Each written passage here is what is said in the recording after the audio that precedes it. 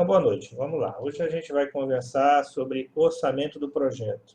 Esse é aquele resumo do planejamento, esse quadro aqui, com essas sequências de atividades. A gente já viu o EAP, já viu o cronograma. Agora a gente vai entrar aqui no determinar o orçamento. Realmente ver quanto custa o projeto. A gente já tem uma estimativa, já vimos isso no termo de abertura. Na declaração de escopo, a gente também melhorou essa estimativa, agora a gente vai fechar esse orçamento, a gente vai ter um valor realmente para prometer um valor para o nosso patrocinador, para as partes interessadas.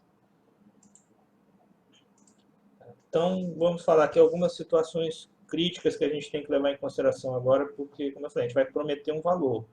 Como a gente promete uma data, o valor também é uma parte muito importante do projeto, porque eu prometo 100, no final eu preciso de 120, esse 20 vai gerar um desgaste para ser aprovado, talvez não seja aprovado, então a gente tem que ter muito cuidado nessa promessa, porque com certeza quem está encomendando quer o projeto mais em conta possível, quer ter um recurso limitado, mas a gente tem que ser realista, porque é uma promessa nossa, nosso nome que vai estar nessa execução, esse orçamento.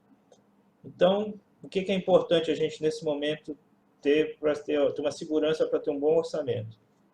Está bem definida a EAP e a declaração de escopo, isso a gente já passou aqui, a gente já mostrou como é feito, então isso tem que estar pacificado, né? Eu gosto dessa palavra assim, já não é mais motivo de discussão, se eu não concordo ou não, mas chegamos num consenso que é aquilo que vai ser feito. As atividades são essas, o escopo é esse do projeto, isso se tem alguma discussão ainda com relação ao escopo, se ele pode aumentar, pode até diminuir, então você ainda não vai ter um orçamento adequado. Você pode até ter um orçamento, mas ele pode estar sujeito a alteração.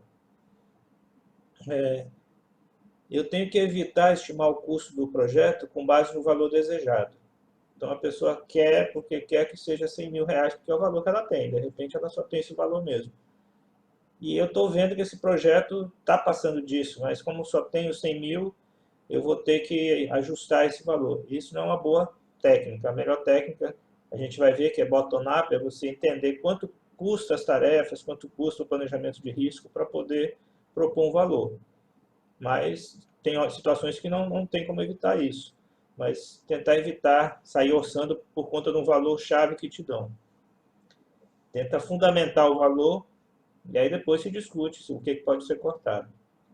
Tentar sempre buscar informações históricas, a gente fala muito isso, desde o início a gente tem falado, então veja outros projetos, o que fizeram, quanto custou, isso vai te ajudar muito. Se a empresa tem, a organização tem essa cultura de manter informações históricas de projetos, isso é ótimo. Às vezes não tem, as pessoas podem estar lá, as pessoas você vai ter acesso a elas, tenta conversar para ver, a gente já falou sobre risco, já falou sobre na declaração de escopo, sempre buscar informações históricas, requisitos.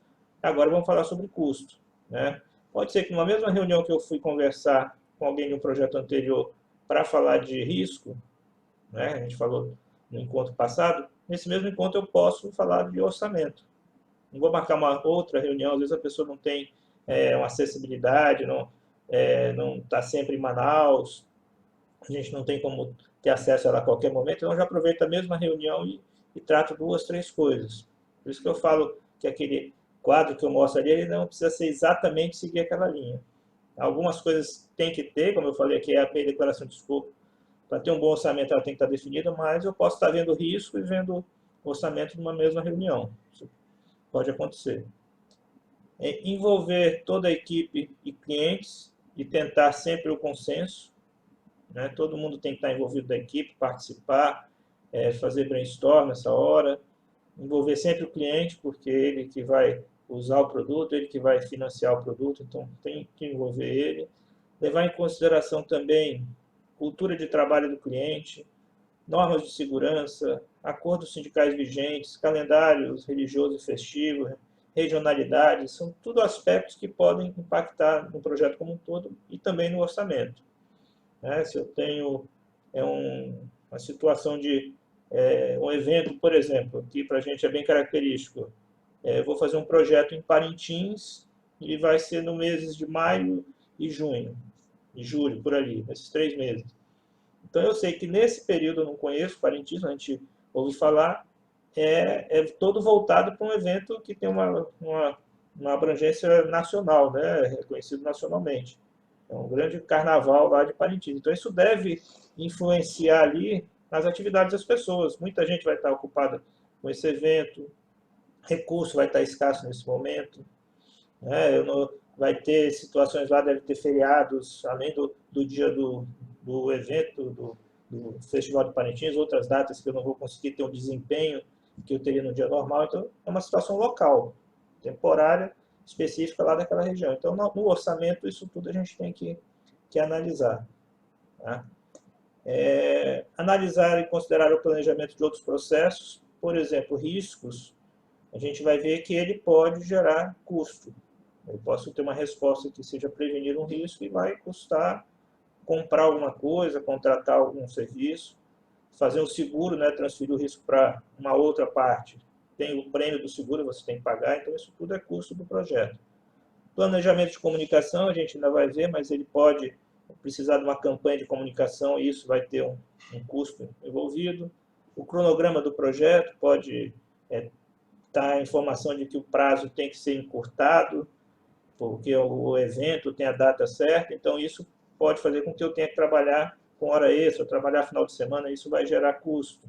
Então, não olhar somente o custo, o processo custo, eu tenho que olhar o projeto como um todo. É saber exatamente por que os recursos são necessários, para melhor justificar os custos para o seu patrocinador. Então, se eu faço um orçamento bem feito, pacote a pacote de trabalho, eu sei quanto custa, né, o detalhe do projeto, quanto que eu economizo eliminando determinado pacote, e sei também a consequência de estar tirando esse pacote do trabalho. Porque eu fiz EAP, eu fiz a declaração de escopo, eu coletei requisitos, então eu entendo tudo que está acontecendo no projeto CEL. Se tirar esse pacote, eu tiro 10 mil, mas tem essa consequência. Foi fulano, Beltrano que pediu por isso, por isso. Então essas informações você tem que estar com ela muito na mão. Para uma reunião você pode ser questionado se você não tem essa informação, a pessoa não tira isso aí. Tira isso aí que isso não é importante. Lá na frente você vai lembrar, vai descobrir que tinha uma determinada importância aquele pacote, só que na hora você não tinha informação. Então saiba exatamente por que, quem pediu e as consequências que eu posso ter. Por exemplo, se eu tirar determinado pacote, o que vai impactar no cronograma, na qualidade do projeto? Então, tenta ter isso bem em mãos, porque você pode ser chamado para uma reunião para discutir orçamento de uma hora para outra, né, uma reunião que não está nem agendada, e tomar uma decisão ali você não está preparado. O plano de gerenciamento de risco indica custos imediatos, né? Eu comentei já também, então prevenção, transferência e mitigação, isso é custo que você já tem no orçamento. Mas eu posso ter também custos futuros. Mitigação é uma situação que, quando acontecer, eu já estou preparado uma resposta àquele risco, mas aquilo vai envolver um custo. Eu vou contratar uma equipe a mais que não está no projeto. Se não acontecer, o risco, a gente sempre fala, é uma possibilidade, não é certeza, porque certeza já seria restrição. Então, aconteceu o contrato, não aconteceu, não contrato. Então, tem custos imediatos que eu posso ter e custos futuros, como aceitação também é outro. Verificar como vão ser tratados os custos diretos e indiretos. Né? Custos diretos é aquele custo relacionado a EAP. A gente vai ver ele bem claramente daqui a pouco. Então, esse a gente já vai ver. Agora, custo indireto, a empresa, a organização pode ter uma forma de repassar custo de forma direta no sentido de uso de mão de obra. Você tem uma equipe de 10 pessoas. O salário dessas 10 pessoas é pago pelo RH. Você não vai, o gerente do projeto não vai se envolver com isso. Já tem um processo na empresa para isso. Só que a empresa pode repassar essas 10 pessoas, custa quanto ter essas 10 pessoas disponível durante o mês. Ela pode pegar esse custo e colocar no seu projeto. Vai aparecer uma linha lá, despesa de mão de obra. Você não vai pagar esse valor, mas ele vai vir diretamente alocado no seu projeto. Então, tenta entender isso, porque se tem essa prática, não é toda empresa que faz isso, né? Grandes empresas costumam fazer isso. Se tem essa prática, tenta entender para que você coloque isso, saiba como vai ser, para você não prometer 100 mil só pensando em pacote de trabalho e começar a aparecer um ou outro custo indireto ao longo do projeto. Aí você não estava sabendo, pode ser surpreendido. É sempre bom, na dúvida, perguntar a especialista que a gente fala naquele assunto, né? Então, a gente tem muito custo com fornecedor. Então, quem é que trabalha com suprimento, vai lá ver orçamentos, tenta buscar essas informações, contratação de algum serviço muito técnico, serviço de engenharia, algum laboratório. Então, não é do dia a dia, do seu dia a dia, vai atrás de um especialista dentro da empresa, se não fora da empresa. Fornecedores, né, comentei também, pesquisar orçamentos de outros projetos, isso tem histórico, nos setores tem históricos aí das últimas compras de determinado fornecedor, da contratação de determinado serviço, então vai atrás dessa informação. Tudo isso é importante para você ter um bom orçamento. Tá? Dúvidas aí, pessoal? Alguma dúvida, algum ponto? Não, professor, tudo tranquilo. Então, tudo tranquilo. Suave. Então, vamos lá. Antes de concluir o orçamento, revise tudo, porque eu sempre falo, a promessa que você vai ter, todo mundo vai querer aquele valor, pelo menos aquele valor.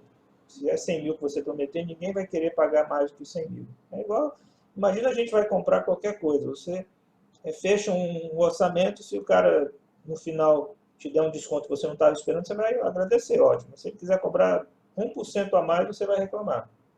Então, é mais ou menos isso que acontece. Você está prometendo um valor, né, como prometeu o prazo, está prometendo um valor também. Então, revise bem, porque ninguém vai gostar se você disser depois, olha, descobri que tem esse valor a mais aqui. Se você chegar nessa conclusão lá na frente, se você fez tudo isso aqui que a gente está propondo no PMBOK, são boas práticas. Se você segue essas boas práticas, surgiu uma necessidade de custo, você vai ter toda a fundamentação por que ela surgiu.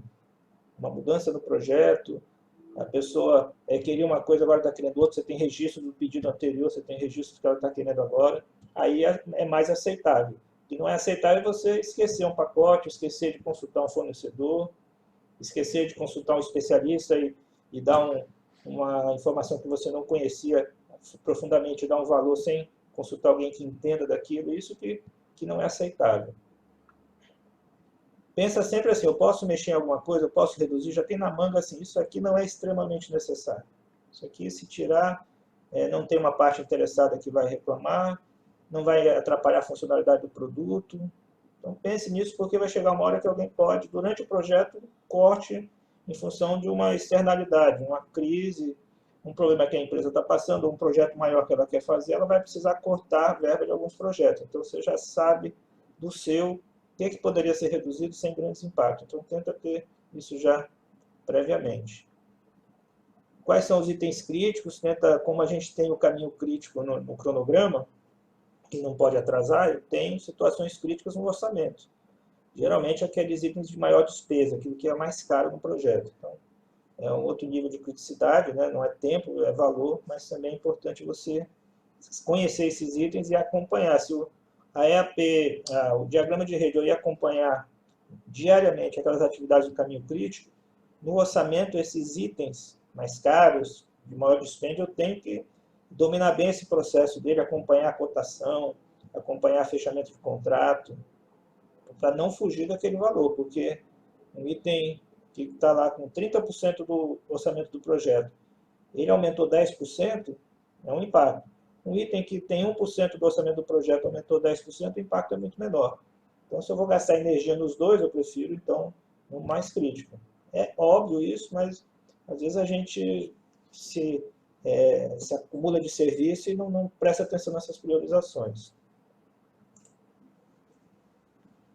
Aqui tem alguns itens de orçamento, mas não está restrito a isso, mas basicamente a gente vai ter despesa com salários e serviços terceirizados que a gente possa contratar, equipamentos alugados, comprados, aluguel de locação de imóvel, aluguel de veículo, marketing e pesquisa, eu posso precisar ter esses estudos para definir o projeto, durante o projeto. Legislação, vou ter que contratar algum advogado para me dar suporte nesse momento aqui do projeto. Viagens, treinamentos, estudos de viabilidade. Estudo de viabilidade eu não tinha comentado ainda, mas é quando é um projeto que ele é totalmente fora do que a gente vem fazendo. Eu comentei alguma coisa assim, na construção civil, eu construo casas e agora eu vou construir apartamentos de 10 andares. É tudo engenharia, né? Tudo engenharia civil, mas é um negócio complexo perto do que eu venho fazendo. Nesse momento, como é novo para mim, vale a pena eu contratar um estudo de alguém de mercado que me faça o cálculo de viabilidade desse projeto, cálculo de viabilidade econômica. Então, eu vou gastar tanto, a rentabilidade vai ser tanto, porque eu vou vender tantos apartamentos nesse valor de mercado, né? Se eu já estou trabalhando com isso, eu mesmo faço esse estudo, faz parte do meu processo fazer isso. Quando eu não estou, é uma coisa além do que eu venho fazendo, eu vou externamente e faço o estudo, né? Não vou fazer toda vez isso, a primeira vez que eu faço, o segundo prédio, o terceiro, já, a princípio, já vou estar aprendendo a forma de fazer a melhor forma, né? Gastos com consultoria diversas, aí também pode ter bastante coisa. Treinamento, vamos contratar uma empresa para dar um treinamento específico em projetos, geralmente projetos de longo prazo, de 2 anos, isso pode ter. Mas não está fechado a isso, a gente vai ver na EAP, pode aparecer coisa aqui que a gente não está relacionando. Envolve o stakeholder na elaboração do orçamento, então cliente, patrocinador, a própria equipe já vai estar envolvida, né? Mas tenta envolver essa turma no orçamento, pega opinião. E aqui a gente vem para 3 tipos de estimativas. Eu tenho estimativa análoga, paramétrica e bottom-up. A melhor que tem, a mais assertiva, é essa bottom-up. A estimativa análoga, como o nome diz, é uma analogia que eu vou fazer em relação a projetos anteriores. Eu fiz projeto de construção, custou um prédio de 4 andares, custou lá 10 milhões de reais. Então, se eu vou construir mais 2 prédios desse, a princípio, eu devo gastar 8 milhões. Então, é um tipo de analogia pelo todo do projeto, usando alguma informação histórica. É muito útil quando você tem pouca informação e você precisa ser rápido nessa informação. Perceba que ela não é muito assertiva. Não necessariamente tudo que aconteceu de bom e de ruim naquele projeto que custou 4 milhões vai se repetir. Eu posso ter um desempenho superior e não gastar 4 milhões, ou posso ter tido um desempenho muito bom naquele projeto, os valores podem ter tido alguma defasagem, algum aumento por inflação. Então, tem muita variável que não dá para eu cravar que o orçamento é esse, mas para ser rápido, você pode usar esse tipo de analogia, pegar projetos anteriores e tentar entender se o seu aumentou muito ou pouco e fazer essa analogia. A outra estimativa é a paramétrica.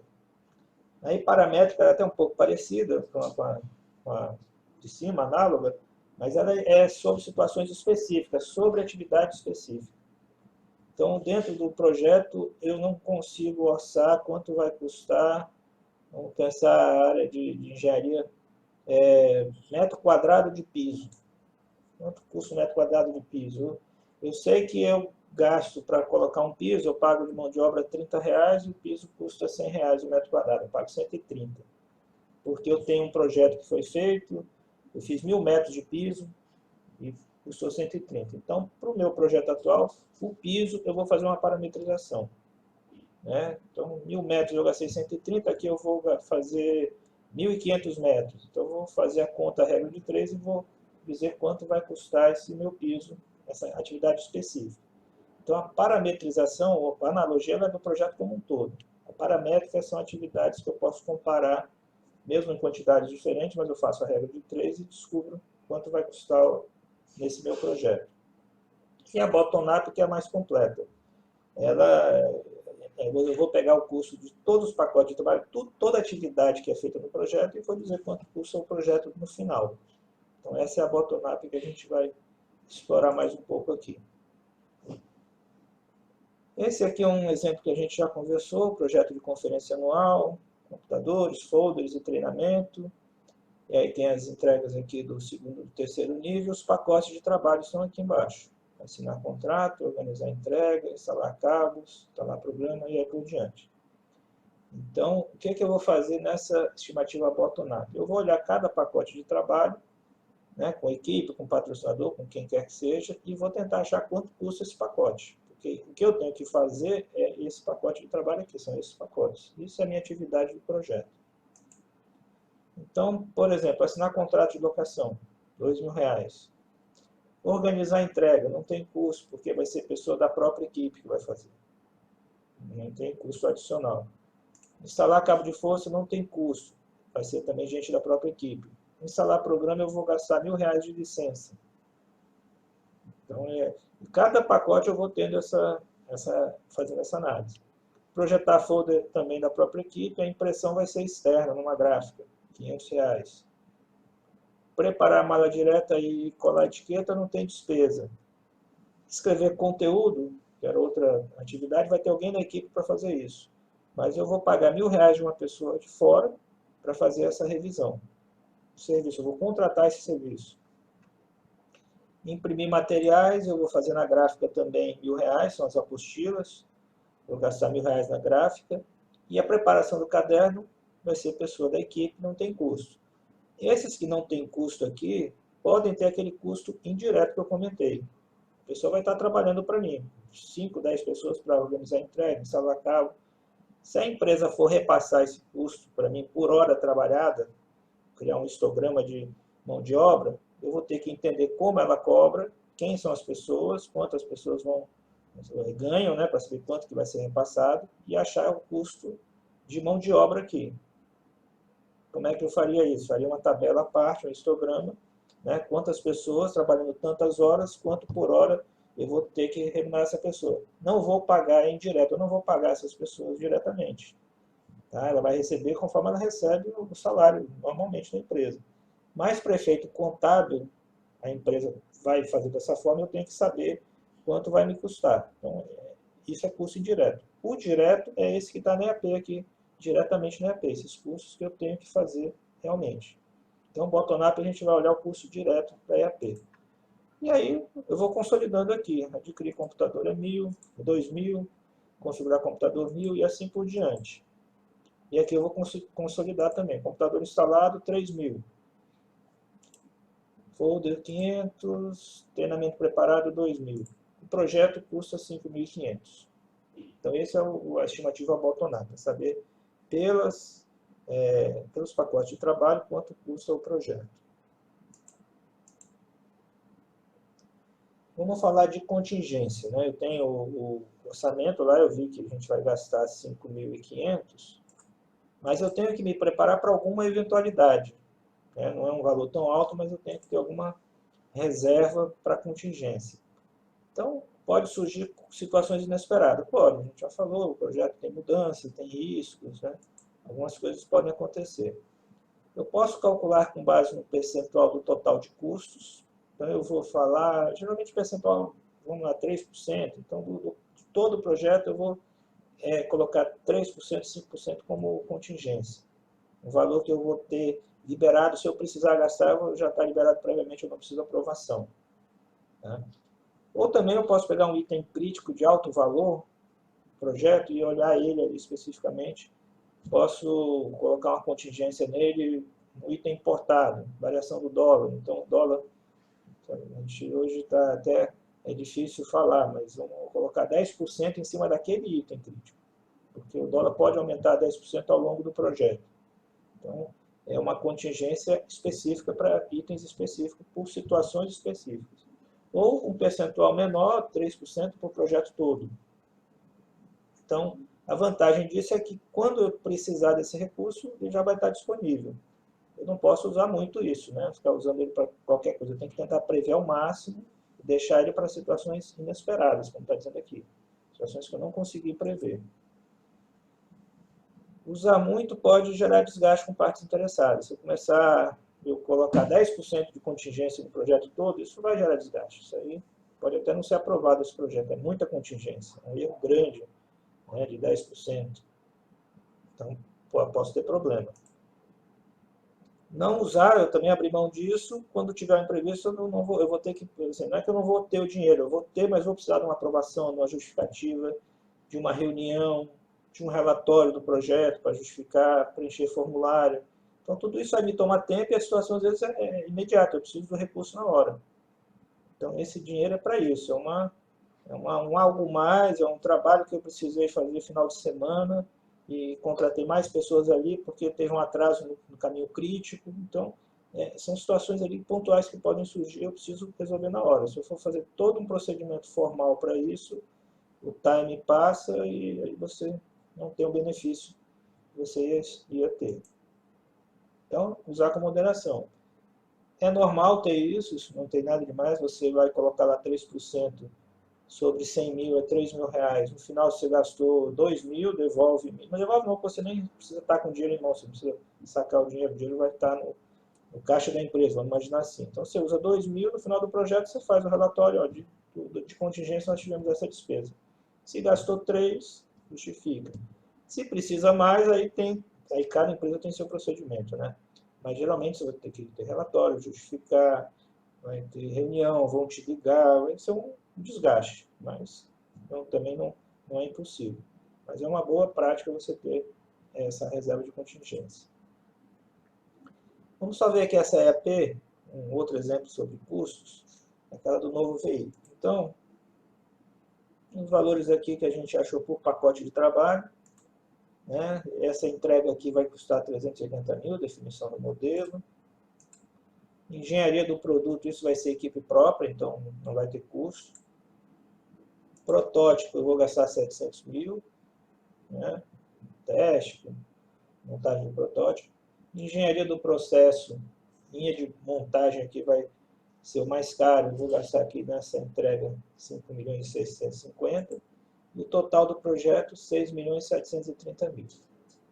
Então, é um outro exemplo de orçamento, mas ainda eu tenho que ver se tem custos indiretos, riscos e contingência. Então, o orçamento não está pronto ainda. A estimativa bottom-up eu estou muito próximo do orçamento, mas eu tenho outros itens a considerar. Então, nesse mesmo exemplo aqui, como é que seria esse orçamento? Eu ia apresentar que valor ao final. Vamos lá, pacote de trabalho, eu tenho 6.730.000. Depois eu posso pegar esse orçamento e mostrar de várias formas. Dessa forma é uma, por aqueles itens que eu falei, né, viagens, equipamentos, treinamentos também, pode ser mostrado dessa forma. Então, o pacote de trabalho está aqui, 6.730.000. Custos indiretos, como eu falei, nesse caso aqui a organização tem a prática de repassar custos. Então eu vou ficar 24 meses com 15 colaboradores, com remuneração média de 8 mil cada um. Né? Isso aí tem um custo, né? A remuneração média é 8 mil, mas tem o custo do trabalhista, imposto e tudo mais. Então, com essas informações aqui, eu já consigo montar um valor de custo indireto. Vamos supor que a empresa falou que vai repassar para mim só 8 mil. Né? No meu projeto vai ser alocado 8 mil em média por cada colaborador. Eu fazendo essa conta aqui, 24 meses vezes 15 vezes 8, vai me dar um valor de 2.940. Se ela falar que vai repassar 15 mil porque tem custo trabalhista envolvido, aí eu faço outra conta aqui, vai dar outro valor. Então, custo indireto é isso, aquilo que a pessoa vai estar na minha equipe 24 meses, disponível, recebendo o salário normalmente, mas, para efeito de saber realmente quanto custa o projeto, a empresa quer, porque esse meu projeto aqui eu coloco 15 pessoas, o outro gastou menos na EAP, mas precisa de 30 pessoas. Qual que é o projeto mais caro, mais barato? Então, a empresa quer entender realmente isso, o que ela está fazendo com o dinheiro dela, né? Para onde está indo. E aí, isso aqui pode ser impactante, custo indireto. Eu tenho outros custos indiretos que a empresa pode repassar. Uso de sala, laboratório, equipamento, veículo. Então, aqui já é bem mais detalhado. Tem empresa que vê isso por metro quadrado. Então, o projeto usa metro quadrado, tantos metros quadrados durante tanto tempo. Usou um laboratório, um mês de laboratório, veículos. Então, tudo isso ela repassa. Não é tudo indireto, né? Não é direto, mas ao final do mês vai aparecer uma linha lá para mim, uso de recurso. 10 mil, 20 mil, porque eu usei o laboratório naquele mês. Resposta aos riscos. Aquisição com fornecedores internacionais. Então, isso aqui, no meu projeto lá, na aula de risco a gente viu, eu tinha dificuldade de achar fornecedor aqui. Então, para fazer aquisição internacional, eu vou ter um gasto a mais, vou ter que enviar alguém para visitar fornecedor, mapear esses fornecedores, então vou ter um custo aí de 70 mil para isso. E coloquei 2,5% de contingência, 2,5% sobre custos diretos. Isso geralmente até já é uma prática definida pelo escritório de projetos. Olha, o percentual é 2,5% e é sobre custo direto. Então vem 168 mil. Não sei nem como é que eu vou usar 168 mil. Durante o projeto isso vai aparecer uma demanda e vai estar lá disponível 168 mil. Então o orçamento desse projeto, desse exemplo, 11 milhões 133 mil. O que eu peguei? EAP, pacote de trabalho, custos indiretos se eles ocorrem, se a empresa repassa, o que eu tenho de risco lá que gerou despesa, no caso 70 mil, e uma reserva de contingência 2,5% sobre custo direto. Aí eu tenho o orçamento do projeto. Certo? Alguma dúvida, pessoal?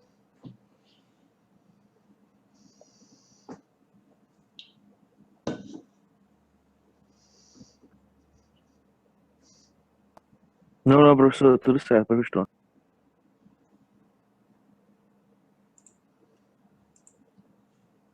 Então, revisão final, né? Chegou lá naquele 11 milhões 133 mil, descubro que eu só posso gastar 10 milhões.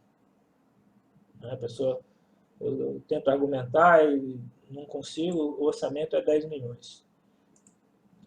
Eu vou ter que fazer o quê? A gente mais ou menos já tem a ideia do que é preciso e o que não é preciso, o que é fundamental, o que não é fundamental, onde eu posso economizar. E aí eu vou pensar em reduzir o escopo. O que eu posso tirar ali de pacote de trabalho, por exemplo? O que eu posso tirar de pessoas? Vou mexer em pessoas, talvez eu tenha que mexer no padrão de qualidade. Eu ia ter alguns técnicos, especialistas para algumas situações do projeto, eu vou ter que abrir mão deles, só que eu vou ter que negociar a qualidade do projeto. Já não vai ser aquela qualidade toda que se estava esperando. Mexer integrantes da equipe, geralmente isso aqui pode reduzir custos, principalmente se eu aloco custo direto no projeto. Fazer na empresa tarefas que seriam terceirizadas, algumas coisas eu coloquei como contratação de serviço, vou tentar fazer dentro da empresa. Então, ver se é uma opção, pode ser que esse custo indireto que seja repassado nem compense fazer a tarefa internamente. Né? Mas é uma opção, são opções que eu tenho para tentar me adequar ao orçamento que foi apresentado. Eu apresentei o orçamento de 11 milhões 133 e a verba para aquele projeto é de 10 milhões.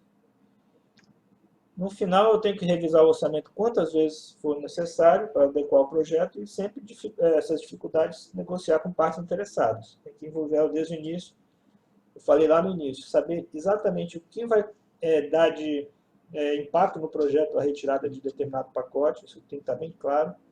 Aquilo que é facilmente resolvido, que não vai gerar impacto em qualidade tão grande assim, mais um desejo do que uma necessidade do projeto, que alguém colocou lá, eu sei, porque eu participei das reuniões de requisito, eu participei da declaração de escopo, então eu sei que aquilo realmente não é necessário, é a minha carta na manga para já oferecer, né, essa redução, discutindo com as partes interessadas. Mas pode ser que, além disso, eu precise mexer em coisas impactantes no projeto. Aí eu preciso também abrir isso para que a gente, com as partes interessadas, tenha esse acordo, esse consenso para adequar. Ou chega os 10 milhões com esse nível de qualidade, ou de repente eu consigo convencer a ampliar a verba e chegar naquilo que seria o ideal na minha visão. E aí, quando eu tenho o orçamento, a gente tem minha base da EAP, minha base do cronograma, a gente tem também do orçamento. Então, por exemplo, esse projeto aqui, como é que é a leitura da linha base, a linha azul é quanto eu estava prevendo gastar no projeto. Então, no primeiro mês eu gastei 100 mil, deveria gastar 100 mil, no segundo mês, em fevereiro, 200 e assim por diante. Eu ia chegar aqui no final do projeto tendo gasto 1 milhão e 300. Então, essa é a minha linha base. Quando o jogo começa, né, quando o projeto inicia, essa linha não necessariamente vai seguir a linha base. Né? Aqui no segundo mês, por exemplo, eu já era para gastar 200, eu gastei 400. Né? Então está fora do que estava planejado. Mas isso necessariamente é ruim? Não necessariamente. Eu posso, por exemplo, ter antecipado, por uma questão de oportunidade de preço, antecipado uma compra que eu ia usar em abril, eu comprei agora em fevereiro. Eu fiz esse dispêndio porque havia uma oportunidade de fazer uma compra com outro setor da empresa e assim ter um desconto, né, uma redução do frete. Então, uma oportunidade, eu antecipei compra. O fato é, eu como gerente do projeto, eu tenho que entender isso que eu estou falando detalhadamente, para chegar numa reunião, num relatório, né, quando eu for preencher o relatório, explicar isso aqui, o que fez eu ter uma despesa de 400 no mês que era previsto 200. Então, isso, se eu fiz toda aquela boa prática que a gente fala, se a gente seguiu tudo aquilo de requisito, EAP, tudo, chegou no orçamento, viu o pacote de trabalho e está acompanhando a execução do projeto, isso aqui eu vou ter fácil essa justificativa. Agora, pode ser problema mesmo, pode ser que eu estimei comprar o equipamento por 200, na hora que eu fui comprar realmente era 400, isso aí eu vou ter que explicar por quê. O que mudou, o dólar aumentou, né? Teve falta de material, tive que comprar mais caro, tem que saber explicar. O fato é que a minha base é aquela foto do planejamento e a gente mês a mês vai, ou semanalmente, quinzenalmente, depende da prática da organização, mas normalmente é mensal, está passando relatórios explicando por que não está cumprindo a linha base. Né? E porque no final, o mais importante aqui no final, por que eu gastei 100 mil a mais? Né? Quando eu falo isso aqui, eu gastei acima até da reserva de contingência de tudo. Eu gastei 100 mil a mais. Por quê? Houve mudanças no projeto? Então, se houve mudança, então eu tenho que ter, a gente vai falar de mudança mais à frente, eu tenho que estar documentado de onde surgiu, por quê, quem avaliou, qual o impacto. Então, a mudança está aprovada. Então, é fácil justificar isso aqui. Se tiver, né, o processo de mudança bem feito. Mas o fato é que eu prometi a linha azul e estou entregando a linha vermelha. Então, eu preciso estar bem seguro do porquê que está inferior, o gasto está superior ao que estava planejado. É normal acontecer, vou dizer que a gente viu lá no início, 80% dos projetos passam do orçamento. É isso acontece. O problema não é necessariamente passar do orçamento, é você não saber explicar por que passou. Né? E também a quantidade, né? A gente está falando aí um valor aí de menos de 10%. Então isso é bem tranquilo, isso aí acontece, faz parte, não é o ideal, mas sabendo explicar, não há grande problema. Agora não pode um projeto, eu orcei 1 milhão e 200 e gastar 3 milhões, aí já vira aquele projeto do Barclay lá que a gente viu o vídeo, que ali é indesejável, né? E aí tem muito problema, muita mudança que houve no projeto ou planejamento totalmente equivocado. Então a minha base ela de curso é para isso, para a gente estar vendo mês a mês como vai andando o projeto. E aí orçamento é isso, pessoal. A gente, com essas informações aí, principalmente focando na bottom-up, eu consigo olhar o pacote de trabalho, vou ver custos indiretos, o plano de resposta ao risco e contingência. Com essas informações eu consigo dizer assim, de forma muito assertiva, que é a grande chance do projeto ter esse custo. Certeza a gente nunca vai ter que ver para acontecer as situações que a gente planejou e ver se elas se confirmam, mas a grande chance de eu estar com um orçamento muito próximo da realidade. Pessoal, por hoje era isso que eu tinha para passar para vocês.